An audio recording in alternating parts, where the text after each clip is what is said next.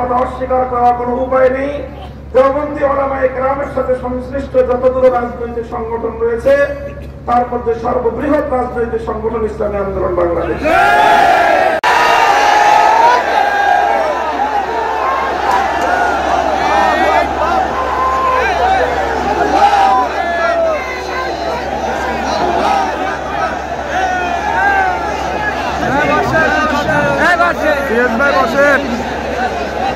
السلام عليكم ورحمة الله. الحمد لله رب العالمين والصلاة والسلام على سيد الأنبياء والمرسلين وعلى آله وأصحابه ومن تبعهم ودعا بدعوتهم إلى يوم الدين. أما بعد، أعوذ بالله من الشيطان الرجيم. بسم الله الرحمن الرحيم. ويا أهل الكتاب تعالوا إلى كلمة سواء بيننا وبينكم ألا نعبد إلا الله ولا نشرك به شيئا ولا يتخذ بعضنا بعضا أربابا من دون الله. صدق الله العظيم.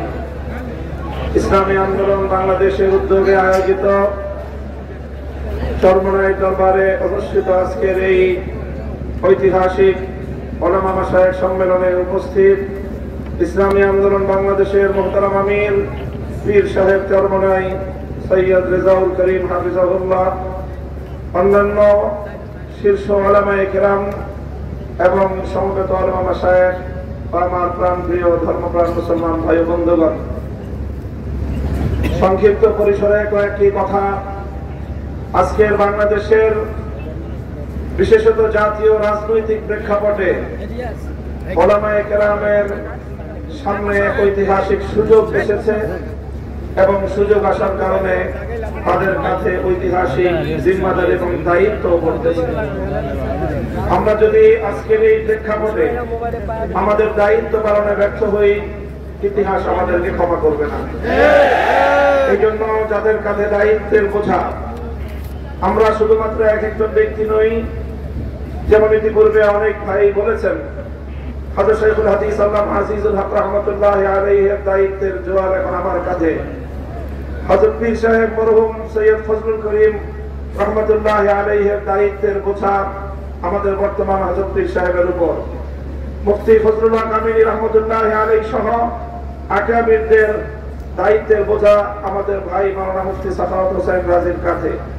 এমনি ভাবে আমরা বর্তমান প্রজন্ম আমাদের পূর্বসূরীদের রেখে যাওয়া একটি সুন্দর প্ল্যাটফর্মের উপর আজকে আমরা দাঁড়িয়ে আল্লাহর দ্বীনের কাজ করার সুযোগ পেয়েছি। কাজে এই জায়গা থেকে আজকের এই জাতিকে যদি আমরা নেতৃত্ব দিতে, যথাযথ দিক নির্দেশনা দিতে যদি আমরা ব্যর্থ হই, তাহলে আমাদেরকে অনেক বড় মাসুল গুনতে হবে, দুনিয়াতেও এবং আখিরাতেও। আমি আজকের যে জাতীয় চাহিদা, বিশেষ করে সারা বাংলাদেশের সকল ধর্মপ্রাণ শুধু নয়, যারা ধর্মকে ভালোবাসে অন্তত তারাও ইসলাম প্রেমী সকল মানুষের অভিন্ন চাহিদা হলো ইসলামী নেতৃত্ব তারা ঐক্যবদ্ধভাবে জাতির সামনে অগ্রসর হোক, জাতির সামনে উপস্থিত হোক। আমি আমার দীর্ঘ যে পর্যবেক্ষণ বাংলাদেশের ধর্মীয় এবং রাজনৈতিক অঙ্গন নিয়ে, সেটা আমি দেখি যে বাংলাদেশে আমরা আলহামদুলিল্লাহ ইসলামিক দৃষ্টিকোণ থেকে আমাদের পার্শ্ববর্তী উপমহাদেশের অন্যান্য দেশের তুলনায় আমরা অনেক সহনশীল একটি জায়গায় রয়েছি। আমাদের বাংলাদেশে ইসলামপন্থীদের মধ্যে পারস্পরিক ঈমান এবং কুফরির কোনো ইখতিলাফ নেই, মতবিরোধ নেই, যেটা আমাদের পার্শ্ববর্তী দেশগুলোতে রয়েছে। সেখানে শিয়া সুন্নির মতো জটিল বিরোধ রয়েছে। এরপরও সেই সকল দেশগুলোতে আমাদের উলামায়ে দেওবন্দ তারা নেতৃত্ব দিয়ে সেই শিয়া সুন্নি সহ অন্যান্য বাতিল পন্থীদেরকেও বৃহত্তর ঐক্যের মধ্যে তারা তাদেরকে শামিল করে জাতির সামনে ঐক্যবদ্ধভাবে নিজেরা উপস্থিত হয়েছেন। আমি মনে করি বাংলাদেশে এখন ইসলামিক অঙ্গনে 4টি পক্ষ রয়েছে, যাদের মধ্যে আমাদের মধ্যে বিভিন্ন শাখাগত, ফিকহি মাসআলাগত এবং বিভিন্ন আকীদার খুঁটিনাটি বিষয়ে ঈমান এবং তাওহীদ এবং রিসালাত আখিরাত ছাড়া আকীদাগত অন্যান্য কিছু বিষয় আমাদের মধ্যে মতপার্থক্য রয়েছে। তবে আমরা সকলে একটি কথায় একমত, সেটি হলো আল্লাহর জমিনে আমরা ইসলামী হুকুমত কায়েম করতে চাই। এই এক কথার ভিত্তিতে এটাই হোক আমাদের আগামী দিন রাজনৈতিক ঐক্যের বুনিয়াদ। যারা যারা আল্লাহর জমিনে কোরআনী শাসন কায়েম করতে চায় তারা আমরা আগামী দিনে একটি ব্যালট বাক্স নিয়ে জাতির সামনে আমরা এক মঞ্চে হাজির হব। আমি মনে করি বাংলাদেশে অনেকগুলো ইসলামিক মহল থাকলেও বাংলাদেশে ধর্মীয় এবং ইসলামী সেক্টরের কিয়াদত উলামায়ে দেওবন্দের হাতে। এটার মধ্যে কোন ধরনের দ্বিমত অথবা কোন সংশয়ের কোন অবকাশ নেই। বাংলাদেশে যদি 4 লক্ষ মসজিদ থাকে, 3.5 লক্ষ মসজিদের ইমামতের এবং মেম্বারের দায়িত্ব উলামায়ে দেওবন্দের হাতে। কাজেই ধর্মীয় সকল অঙ্গনগুলোকে ঐক্যবদ্ধ করার ঐতিহাসিক দায়িত্ব উলামায়ে দেওবন্দের কাছে। আর এ কথা অস্বীকার করার কোনো উপায় নেই। দেওবন্দি উলামায়ে কেরামের সাথে সংশ্লিষ্ট যতগুলো রাজনৈতিক সংগঠন রয়েছে তার মধ্যে সর্ববৃহৎ রাজনৈতিক সংগঠন ইসলামী আন্দোলন বাংলাদেশ। সেই জায়গা থেকে ইসলামী আন্দোলন বাংলাদেশের দায়িত্ব সবচেয়ে বেশি। আলহামদুলিল্লাহ, আমি সাক্ষী দিচ্ছি লাখো জনতার এই মজমায় আমরা হযরত পীর সাহেব চরমনায় সৈয়দ রেজাউল করিম সাহেব হাফিজাহুল্লাহর মধ্যে সেই উদারতা এবং সেই আন্তরিকতা আমি প্রত্যক্ষ করেছি, আমি সাক্ষী দিচ্ছি। এজন্য আমরা আশাবাদী আগামী দিনে ইনশাআল্লাহ আমাদের ঐক্য প্রতিষ্ঠিত হবে। এই জন্য আমাদের যে কথা আমরা একমত সেটা হলো আগে আমাদের উলামায়ে দেওবন্দের নেতৃত্বে যে সকল রাজনৈতিক সংগঠনগুলো পরিচালিত হচ্ছে আমরা আমাদের মধ্যে আমাদের ঐক্যকে আরো সংহত এবং মজবুত করব। ইতিমধ্যে আমির হেফাজত আল্লামা শাহ মুহিবুল্লাহ বাবুনগরী হাফিজাহুল্লাহর পক্ষ থেকেও আমাদেরকে সকল সংগঠনকে এই দাওয়াত দেওয়া হয়েছে। কাজী ইনশাআল্লাহ আমরা আশা করছি যে অদূর ভবিষ্যতে অনতিবিলম্বে আমাদের ঘরানার সব রাজনৈতিক সংগঠন আমরা সীসাতলা প্রাচীরের মতো ঐক্যবদ্ধ হব।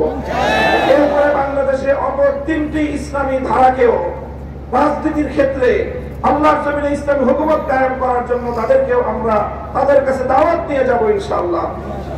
সেটা হলো একদিকে বাংলাদেশে আরেকটি অঙ্গন রয়েছে আহলে হাদিস সম্প্রদায় হিসেবে বিশাল একটা সম্প্রদায় বাংলাদেশে রয়েছে।